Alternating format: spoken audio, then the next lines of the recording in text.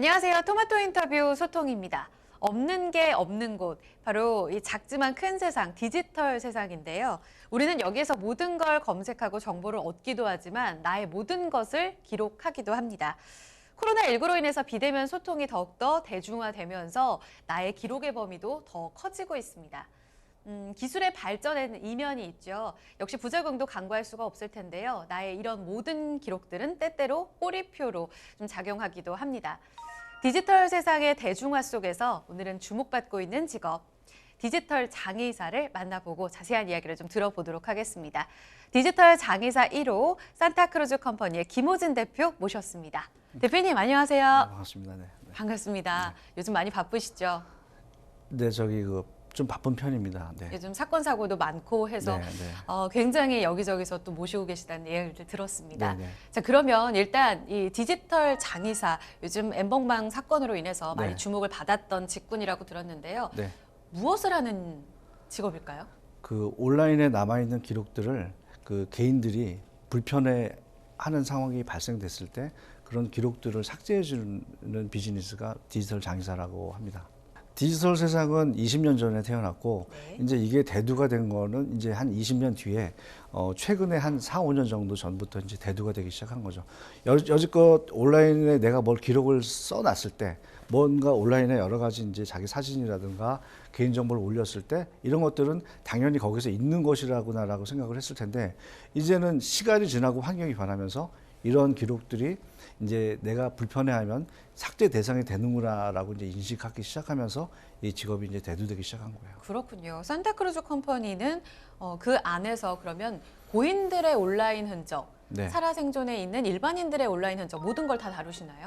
그렇습니다. 뭐 죽은 다음에 그 망자의 상속을 받은 이 권한을 가진 자들이 이제 이 사전에 온라인 속에 남아있던 여러 가지 계정들이라든가 여러 가지 사진들이라든가 이런 것들을 삭제해달라고 요청을 해와요.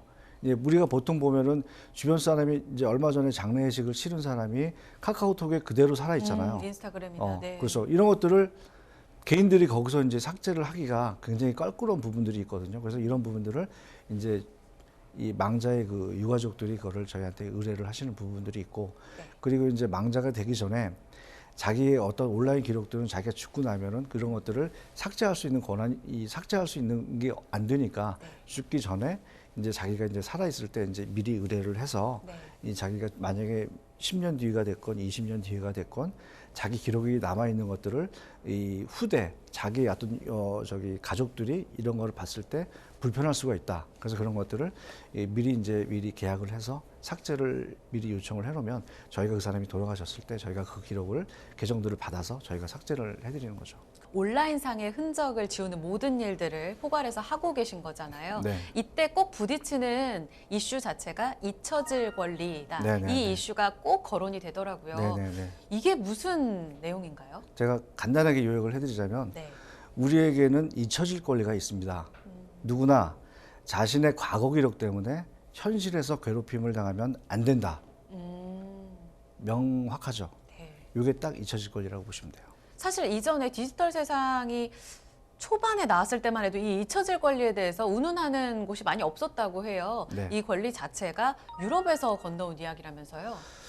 이게 이제 예전에 그 2010년 정도에 그 스페인 변호사가 그 자신의 과거 10년 전에 자기 집이 경매로 넘어간 적이 있었어요. 그건 사실인 건데 네. 그 지금 현재 10년 후에 와서 그게 아직까지 그 구글에서 검색되어지니까 그게 너무 불편하다 이거야. 있는 사실이지만은 그때는 지금과 다른 생활을 하고 네. 있고 지금 현재는 그거에서 완전 벗어나고 정상적인 생활을 하고 있는데 그 기록 때문에 자기 자신이 너무 창피하다 이거예요. 그래서 네. 구글하고 이제 그 소송을 통해서 그 원 기록은 지우지는 않았지만 그 구글에서 검색되어지는 부분들은 이제 그 링크를 삭제를 하게끔 법적으로 판결을 받게 된 케이스가 발생이 된 거죠. 그러면서 이제 잊혀질 권리가 네. 대중들에게 이제 알려지기 시작한 태동이 된 거예요. 보통 삭제를 하는 데 있어서 기간이 천차만별이죠? 네네. 보통 기업들은 보통 1년 단위로 계약을 하고 예. 그리고 연예인들도 보통 1년 단위로 계약을 하고 예. 그리고 일반인들이라든가 청소년들은 뭐 3개월, 6개월 이렇게 계약을 하고요. 그리고 건수가 뭐 10건 미만일 경우에는 뭐 일주일 정도. 네.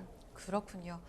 대표님, 디지털 장의 업계가 한국에서 탄생한 게 정확히 언제부터예요? 산타크루즈 컴퍼니가 네. 디지털 장의사 1호잖아요. 네네네. 네, 그 말씀을 들어봐야겠어요. 저희 회사의 과거에는 저희 회사는 모델 회사였어요. 어. 이게 무슨 일을 하는 일이냐면 광고에 연기자라든가 연예인들을 출연시키는 역할을 하는 직업을 가진 거였는데 예. 저희가 그 광고에 출연시킨 연기자가 초등학교 5학년짜리 꼬마 아이였는데 악성 댓글이 300개가 붙고 그리고 그 안티 카페 그 학교까지 이제 저희가 그 이름이 나가게 되는데 학교에 안티 카페까지 막 생기게 된 거예요. 그 꼬마아이가 악성 댓글을 한 300 몇 개를 읽은 거죠. 자기 카페까지 다 본 거죠. 네. 그리고 나서 이 아이가 충격에 빠진 거예요. 견디기가 힘들죠. 학교도 못 가고 이제 그 병원을 왔다 갔다 다니는 어떤 신세까지 전락하게 되면서 그 어머니가 저희 회사에 전화가 와가지고 네. 이 광고 좀 내려줄 수 없냐. 이 광고 때문에 자기 딸아이가 좀 큰일 나게 생겼다라고 얘기를 하는 거예요. 네. 그 당시 2008년도에. 저희가 이제 고민을 하다가 저희 직원 중에 한 명이 그거를 삭제해보면 어떨까요? 라고 얘기를 하는 거예요, 저한테. 그래서 네. 야, 그게 삭제가 돼? 그랬더니 뭐 안 되면 어쩔 수 없고요. 라고 얘기를 거기서 저한테 하는 거예요. 그래서 시작이 됐군요. 거기서 2008년도 5월 달쯤에 예. 그거를 저희가 안티 카페하고 그 악성 댓글을 삭제를 하기 시작하면서 그렇게 일주일 만에 싹 없어진 거예요. 네네. 그리고 나서 저희는 그 광고주에게 전화를 해가지고 다 삭제를 했다라고 통보를 해주고 그리고 그 모델의 엄마한테 전화해서 다 모든 걸 삭제를 했다라고 했으니까 이제 정상적으로 이제 활동하시면 될 것 같다라고 얘기하고 통보를 딱 해줬더니 네. 너무나 좋아하시는 거예요. 광고주들은 광고주대로, 연기자는 연기자대로 너무나 가능하다는 좋아하시는 걸 거예요. 보셨네요. 네. 그러고 나서 보니까 그 일이 저희한테 계속 들어오는 거예요. 그때부터 의뢰를 받기 시작하신 네네네. 거군요. 그러면 현재 12년 정도 지났는데 그 시장 규모가 점차 커지고 이슈도 다양화되는 것 같습니다. 시장은 점차 커지는 부분도 있지만은 좀 또 섬세하고 다양하게 나눠지는 부분들이 있어요. 이제 기업들과 연예인은 기업들은 부정 게시물을 사실이 아닌 내용이 이 온라인에서 이제 이 게재가 돼서 불편을 받는 부분들. 네. 연예인들 같은 경우에는 악성 댓글.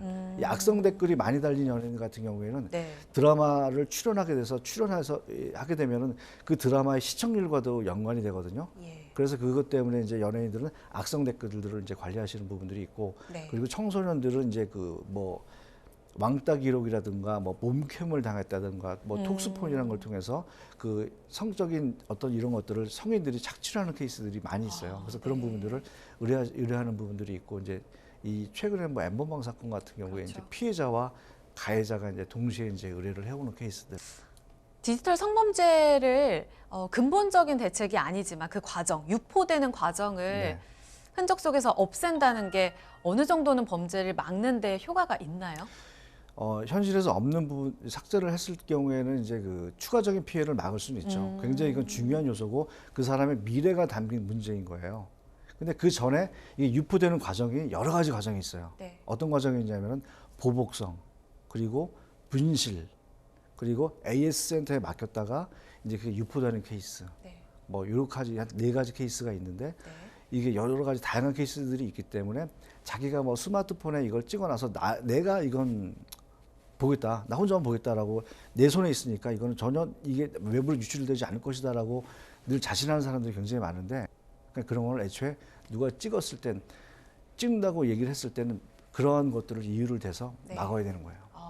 제도적 장치가 필요할 것 같아요. 디지털 성범죄를 막기 위해서는요. 네네네. 어떤 게 처벌. 필요하다고 보세요? 처벌을 강력하게 하는 부분들, 네. 제도적인 장치가 완벽하지는 않지만 이게 유포가 됐을 때 처벌하는 수위가 있잖아요. 네. 그래서 이런 것들 때문에 이제 어느 정도는 이제 막을 수는 있어요. 그리고 그 사람 미래에 대해서도 굉장히 이 중요한 포지션을 차지하는 부분들이 있지만 미리 사전에 교육을 통해서 사춘기 때 그런 것들을 교육을 통해서 네. 문제가 되는 것들은 찍지 말게끔 교육을 하는 게 되게 중요해요. 청소년들의 의뢰가 꽤 높은 퍼센테이지를 네네네네. 차지하고 있다고 들었습니다. 따라서 네. 교육이 더욱더 중요하다. 네. 알겠습니다. 지금 디지털 장애사의 역할이 더욱더 중요해지고 있고 특히 이 직군에 대한 매력도도 커지면서 직군에 대한 경쟁도 심화되고 있다고 전 뉴스를 통해 또 봤습니다. 네. 그런데 얘기해 주셨다시피 윤리적 의식이 너무나 중요한 직업이라고 저는 생각이 들어요. 네네. 마지막으로 네, 한 말씀 주시면 이 디지털 세상에 있어서 우리가 조금 더 판단력을 높일 수 있는 네, 그런 코멘트들을 주셔도 좋을 것 같습니다. 네.